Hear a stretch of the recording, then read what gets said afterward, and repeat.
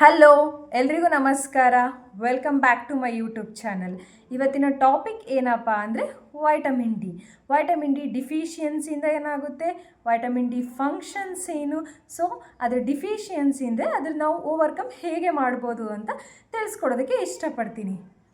Okay, so normal ಡೇಸಲ್ಲಿ ಇವಾಗ ಎಲ್ಲ ಕಡೆನೂ ಕಾಮನ್ ಆಗಿದೆ. ಎಲ್ಲರೂ ಹೇಳ್ತಿರ್ತಾರೆ ಜಾಯಿಂಟ್ ಪೇನ್ ಇದೆ, ಮಸಲ್ ಪೇನ್ ಇದೆ, ಸುಮ್ಮನೆ ತಲೆ ಸುತ್ತಾ ಇರುತ್ತೆ, ಸೊ ವೀಕ್ನೆಸ್ ಫೀಲ್ ಆಗ್ತಿದೆ, ಇಮ್ಯೂನ್ ಸಿಸ್ಟಮ್ ಲೋ ಆಗಿ ಫೀಲ್ ಅನ್ನಿಸ್ತಿದೆ ನನಗೆ ಅಂತೆಲ್ಲ ಯೂಶ್ವಲಿ ಎಲ್ಲರೂ ಮಾತಾಡ್ತಾ ಇರ್ತಾರೆ. ಸೊ ಇದಕ್ಕೆಲ್ಲ ಮೇಜರ್ ರೀಸನ್ ಏನಪ್ಪ ಅಂದರೆ ಸ್ಪೆಷಲಿ ವೈಟಮಿನ್ ಡಿ ಡಿಫಿಷಿಯನ್ಸಿ ಇದ್ದರೆ or iron and vitamin B12 deficiency ಇದ್ದರೆ ಇವೆಲ್ಲ ಸೈನ್ಸ್ ಆ್ಯಂಡ್ ಸಿಮ್ಟಮ್ಸ್ನ ನಾವು ನೋಡ್ಬೋದು. ಸೊ ಇದರೆಲ್ಲದ್ರಿಂದನೂ ಓವರ್ಕಮ್ ಮಾಡೋದು ಹೇಗೆ? ಮೊದಲನೇ ಸ್ಟೆಪ್ ಏನಪ್ಪ ಅಂದರೆ, ನೀವು ಇದೆಲ್ಲ ಸೈನ್ ಸಿಮ್ಟಮ್ಸ್ನ ನೋಡಿಕೊಂಡಾಗ ಫೀಲ್ ಮಾಡಿದಾಗ ನೀವೇನು ಮಾಡ್ತೀರಾ, ಡಾಕ್ಟರ್ ಹತ್ರ ಹೋಗ್ತೀರಾ. ಆವಾಗ ಅವ್ರು ಏನು ಸಜೆಸ್ಟ್ ಮಾಡ್ತಾರೆ, ಒಂದು ಬ್ಲಡ್ ಟೆಸ್ಟ್ ಸಜೆಸ್ಟ್ ಮಾಡ್ತಾರೆ. ಸ್ಪೆಸಿಫಿಕ್ಕಾಗಿ ಅಂದರೆ 7-ಡಿಹೈಡ್ರಾಕ್ಸಿ ಕೊಲೆಸ್ಟ್ರಾಲ್ ಟೆಸ್ಟ್ನ ಸಜೆಸ್ಟ್ ಮಾಡ್ತಾರೆ. ಏಕೆ ಈ ಟೆಸ್ಟ್ ಸಜೆಸ್ಟ್ ಮಾಡ್ತಾರೆ ಅಂದರೆ, ಮೇಜರಾಗಿ ನಮಗೆ ವೈಟಮಿನ್ ಡಿ ಎಲ್ಲಿಂದ ಸಿಗುತ್ತೆ? ಸನ್ಲೈಟಿಂದ. ಬರೀ ಸನ್ಲೈಟಿಂದ ಅಷ್ಟೇ ಅಲ್ಲ, ನಮ್ಮ ಸ್ಕಿನ್ನಲ್ಲಿ 7-ಡಿಹೈಡ್ರಾಕ್ಸಿ ಕೊಲೆಸ್ಟ್ರಾಲ್ ಅನ್ನೋ ಒಂದು ಅಂಶ ಪ್ರೆಸೆಂಟ್ ಇರುತ್ತೆ. ಸನ್ಲೈಟು ಆ 7-ಡಿಹೈಡ್ರಾಕ್ಸಿ ಕೊಲೆಸ್ಟ್ರಾಲ್ ಅನ್ನೋ ಅಂಶಕ್ಕೆ ಎಕ್ಸ್ಪೋಸ್ ಆದಾಗ ಮಾತ್ರ ನಮ್ಮ bodily active form of vitamin D form ಆಗುತ್ತೆ. Active form of vitamin D ಯಾವುದು? ಕ್ಯಾಲ್ಸಿಟ್ರಿಯಾಲ್. ಓಕೆ, ಸೊ ಇದು ಕ್ಯಾಲ್ಸಿಟ್ರಿಯಾಲ್ ಅನ್ನೋದು active form of vitamin D3. Normal range of vitamin D ಎಷ್ಟಪ್ಪ ಅಂದರೆ 50 to 70 nanogram per ml of the blood. ಇದನ್ನು ನಾವು normal ಆಗಿ natural ಆಗಿ ಹೇಗೆ ನಮ್ಮ ಬಾಡಿಲಿ ಇಂಪ್ರೂವ್ ಮಾಡ್ಕೋಬಹುದು ಅಂತ ನೋಡೋದಾದರೆ, ಮೊದಲನೇದಾಗಿ ನಾವು ಎವ್ರಿ ಡೇ ಮಿಸ್ ಮಾಡದೆ ಅಟ್ಲೀಸ್ಟ್ 20 ಮಿನಿಟ್ಸು ನಾವು ಸನ್ಲೈಟ್ಗೆ ಎಕ್ಸ್ಪೋಸ್ ಆಗೋದು. ಸೊ ಇದು ಕಂಪಲ್ಸರಿ, ಇಷ್ಟು ಮಾಡಬೇಕು. ಇದು ಅಷ್ಟೇ ಅಲ್ಲದೆ ನಾವು ಪ್ರಾಪರಾಗಿ ವೈಟಮಿನ್ ಡಿ ಸಿಗುವಂಥ ಫುಡ್ನ ನಮ್ಮ ಡಯಟಲ್ಲಿ ಆ್ಯಡ್ ಮಾಡ್ಕೋತಾ ಹೋಗೋದು. ಯಾವುದಪ್ಪ ವೈಟಮಿನ್ ಡಿ ಪ್ರೆಸೆಂಟ್ ಇರೋ ಫುಡ್ ಅಂದರೆ, ಫಿಶಲ್ಲಿ ಪ್ರೆಸೆಂಟ್ ಇರುತ್ತೆ, ಎಗ್ ಯೋಕಲ್ಲಿ ಪ್ರೆಸೆಂಟ್ ಇರುತ್ತೆ, ಮಿಲ್ಕ್ ಪ್ರಾಡಕ್ಟ್ಸಲ್ಲಿ ಪ್ರೆಸೆಂಟ್ ಇರುತ್ತೆ. ಅದಷ್ಟೇ ಅಲ್ಲದೆ ಆರೆಂಜಲ್ಲಿ ಕೂಡ little amount of vitamin D present ಇರುತ್ತೆ. ಇದನ್ನೆಲ್ಲ ನಾವು ಫುಡ್ಡಲ್ಲಿ ಆ್ಯಡ್ ಮಾಡೋದ್ರಿಂದ ಏನಾಗುತ್ತೆ, ನಮಗೆ ವೈಟಮಿನ್ ಡಿ ಡಿಫಿಷಿಯನ್ಸಿಂದ ನಾವು ಓವರ್ಕಮ್ ಮಾಡ್ಬೋದು. ಸೊ ಇದು ಅಷ್ಟೇ ಅಲ್ಲದೆ ಪ್ರಾಪರಾಗಿ ನಮಗೆ ಕ್ಯಾಲ್ಶಿಯಮ್ ಕೂಡ ಪ್ರೆಸೆಂಟ್ ಇರಬೇಕು ಬಾಡಿಲಿ.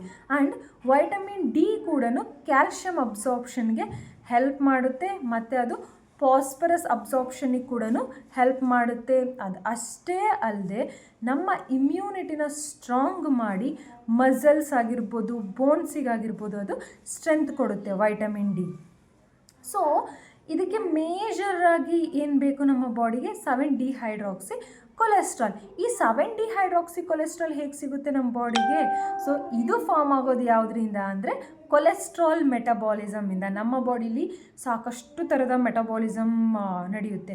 ಸ್ಪೆಷಲಿ ಕಾರ್ಬೋಹೈಡ್ರೇಟ್ ಮೆಟಬಾಲಿಸಮ್ ಆಗಿರ್ಬೋದು, ಲಿಪಿಡ್ ಮೆಟಬಾಲಿಸಮ್ ಆಗಿರ್ಬೋದು, ಪ್ರೋಟೀನ್ ಮೆಟಬಾಲಿಸಮ್ ಆಗಿರ್ಬೋದು. ಸೊ ಲಿಪಿಡಲ್ಲೇ ಒಂದು ಕೊಲೆಸ್ಟ್ರಾಲ್ ಮೆಟಬಾಲಿಸಮ್. ಸೊ ಈ ಕೊಲೆಸ್ಟ್ರಾಲ್ ಮೆಟಬಾಲಿಸಮಿಂದ ನಮ್ಮ ಬಾಡಿಗೆ 7-ಡಿಹೈಡ್ರಾಕ್ಸಿ ಕೊಲೆಸ್ಟ್ರಾಲ್ ಅನ್ನೋದು ಸಿಗುತ್ತೆ. ಇದು ಯೂಶ್ವಲಿ ಸ್ಕಿನ್ನಲ್ಲಿ ಪ್ರೆಸೆಂಟ್ ಇರುತ್ತೆ.